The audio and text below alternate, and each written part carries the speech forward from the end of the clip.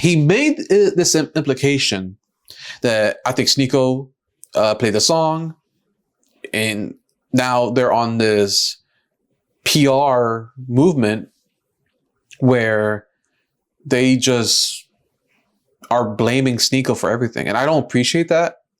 I always followed the Tates because they're people of accountability. Take accountability for your actions. Never backstab your friends. Your word is your bond. And I would have appreciated if Andrew Tate would have just said, yeah, it happened. I don't apologize for anything.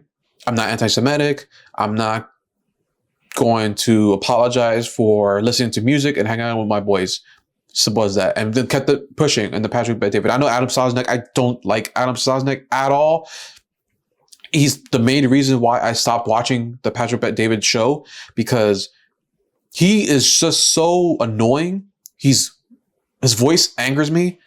He talks about nothing. He never has a point.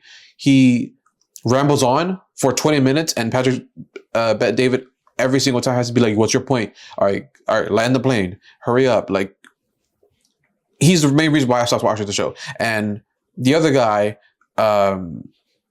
is it Matty? He's just loud and like, I respect him, but I just find the platform to be annoying. And I respect Patrick Bet-David. I think he's a good father. I think he's a good role model for a lot of young men. And he's an example of like a guy who pursues the American dream. But I don't appreciate the fact that you're friends with Andrew Tate. You have a good connection. You have a good relationship with him. And you allowed Adam to press him on the situation and allow on camera to put this out there.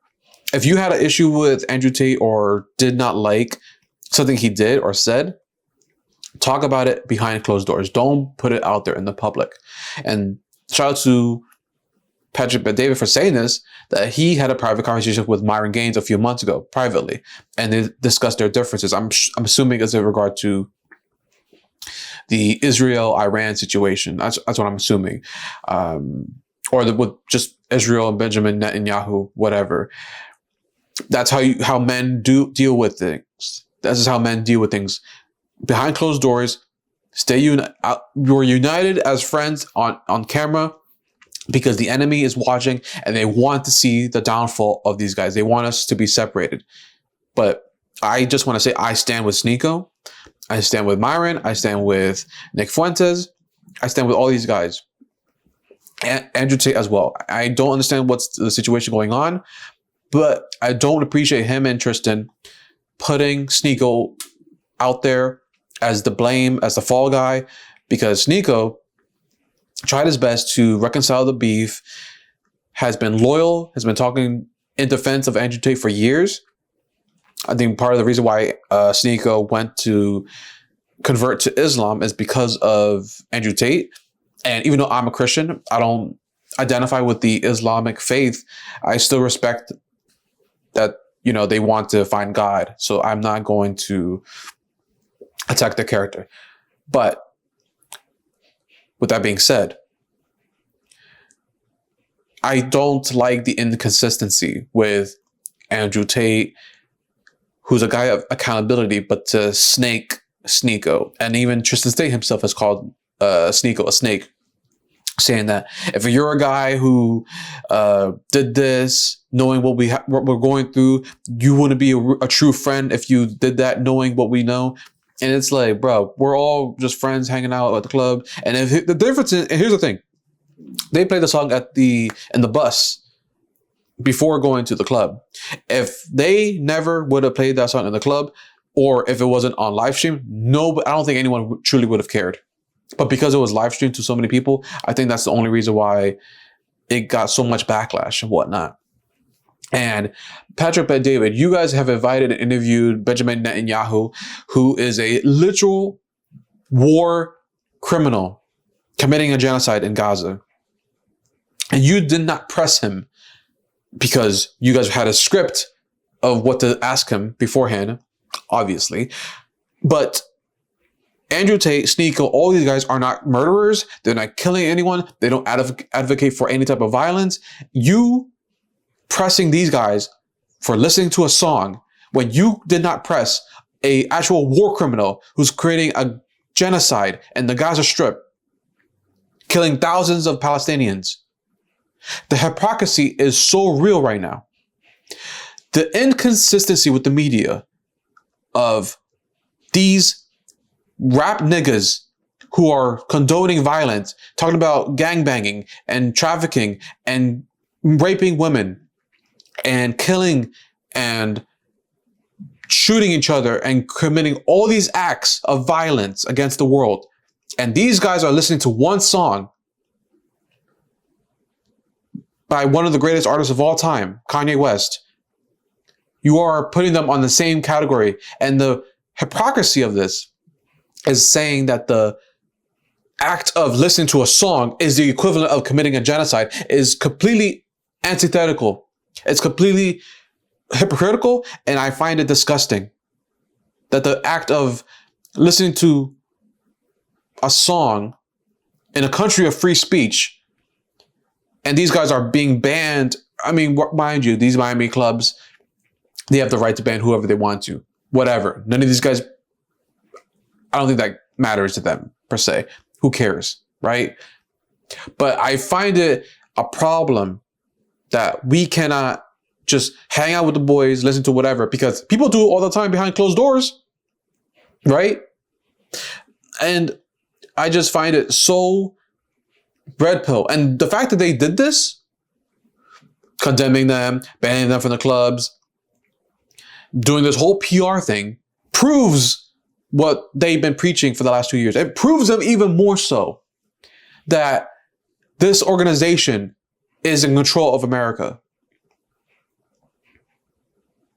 You could talk about Islam, you could talk smack about the black people, you could talk smack about Hispanics, Asians, but you can't talk about one specific group.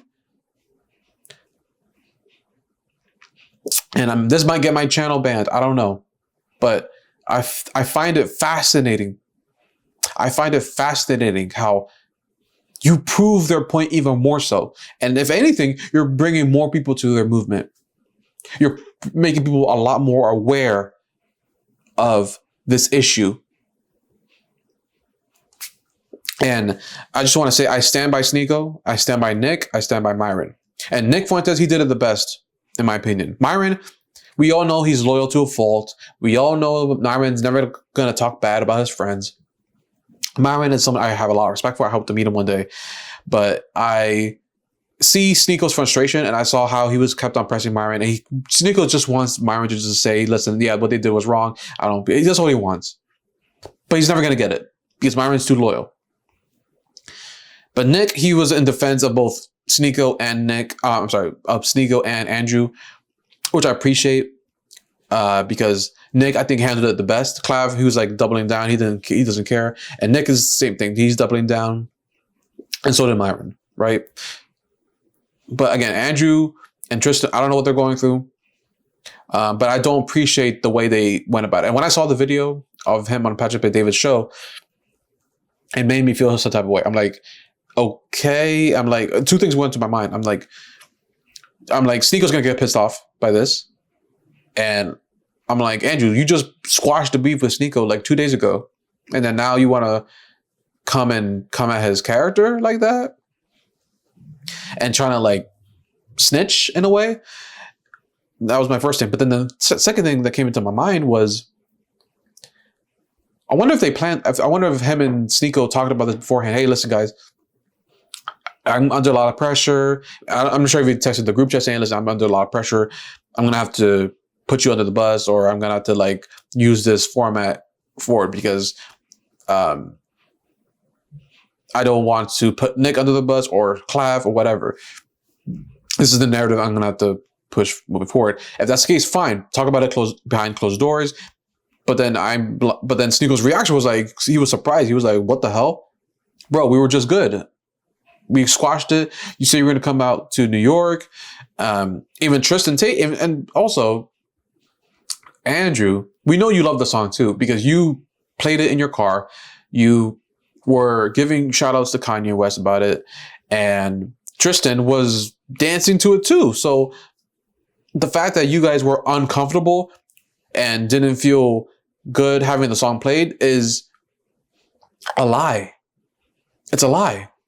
And I don't appreciate Top G, Mr. Tate, doing things like that. And it's sad to say this, but it reveals how much of what I thought Andrew Tate was true.